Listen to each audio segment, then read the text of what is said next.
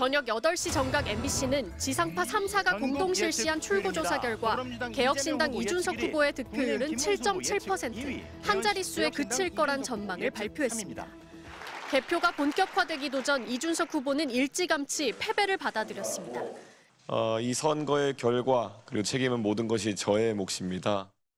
이 후보는 보수의 대안을 자처하며 보수의 성지 대구 경북에 공을 들였지만 지지율은 기대에 못 미쳤습니다.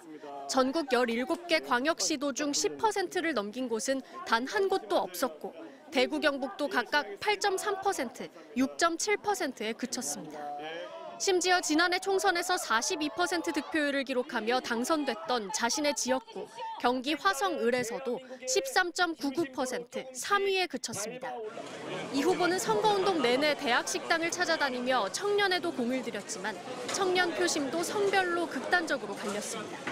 지상파 3사의 출구조사 결과 20대 남성 37.2%, 30대 남성 25.8%로 2030 남성의 공고한 지지세는 뚜렷했지만 20대 여성 10.3%, 30대 여성 9.3%, 40대 여성은 불과 3%로 여성 표심은 철저하게 이 후보를 외면합니다. 대선 전 공표됐던 여러 여론조사에서 두 자릿수까지 지지율을 끌어올리며 보수 진영 단일화 러브콜을 받던 이 후보는 여론조사 공표 금지 기간을 앞두고 3차 TV토론 성폭력성 발언으로 논란을 빚고 한 자릿수 지지율로 주저앉은 셈이 됐습니다. 이 후보는 결국 선거 비용 보전 기준인 10% 득표에 실패하면서 수십억 원의 선거 비용을 떠안게 됐습니다. MBC 뉴스 김지인입니다. 투표 당일 저녁 8시 정각 지상파 3사가 공동으로 실시한 출구조사 결과가 발표되자 개혁신당 상황실에선 한숨이 터져 나왔습니다. 이준석 후보 대선 도전 불가능에 도전하는 그런 과정이었습니다. 거대 양당에 비해서 돈도 조직도 압도적으로 열세인 상황에서 개혁신당 이준석 후보는 목표로 했던 두 자릿수 득표율 확보에 결국 실패했습니다. 개혁신당 내부에서도 10% 득표율은 달성할 줄 알았다. TV토론 이후에 지지율이 추락했다며 실망스럽다는 목소리가 나왔습니다. 대선을 치르면서 개혁신당은 외연을 더욱 키우기는커녕 확장 가능성을 오히려 좁혔습니다. 허은하 전 대표, 김용남 전 정책위 의장 등 주요 인사들은 이준석 후보와 갈등을 빚고 당을 떠나 더불어민주당에 합류했습니다.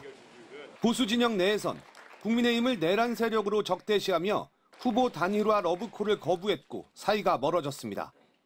여당과 야당이 뒤바뀐 국회 지형은 개혁신당 입지를 더 줄일 것으로 보입니다. 과거 윤석열 전 대통령이 거부권을 행사해 법안을 재의결하면서 200표가 필요할 때면 개혁신당은 거대 양당 사이에서 줄다리기를 하며 존재감을 드러낼 수 있었습니다.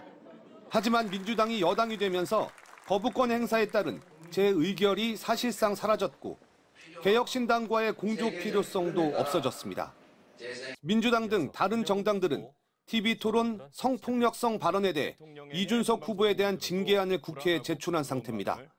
또 이 후보는 2021년 국민의힘 당대표 선거 당시 명태균 씨와 여론조사 거래 의혹을 두고 조만간 검찰 수사를 받을 수도 있습니다. MBC 뉴스 김재경입니다. 내심 15%를 넘으며 보수의 세구심점으로 거듭나고 선거비 보전까지 노렸던 이준석 개혁신당 후보의 득표는 8.34%에 그쳤습니다. 지난 3차 토론에서의 발언이 큰 영향을 끼친 것으로 풀이됩니다. 개혁신당 인사 역시 3차 토론 뒤 여론조사 공표 금지 기간, 이른바 깜깜이 시기 지지율이 떨어졌다고 털어놨습니다. 깜깜이 들어가기 전까지 11, 12, 또 14까지 나왔거든요. 계속 오르고 있는 추세였는데 3차 토론에서의 어쨌든 돌발적 그 질문 때문에 다음 날 여론조사의 일부 여론조사를 확인해 보니까 3%가 빠졌더라고요. 그 빠진 상태가 그대로 유지된 거라고 봅니다.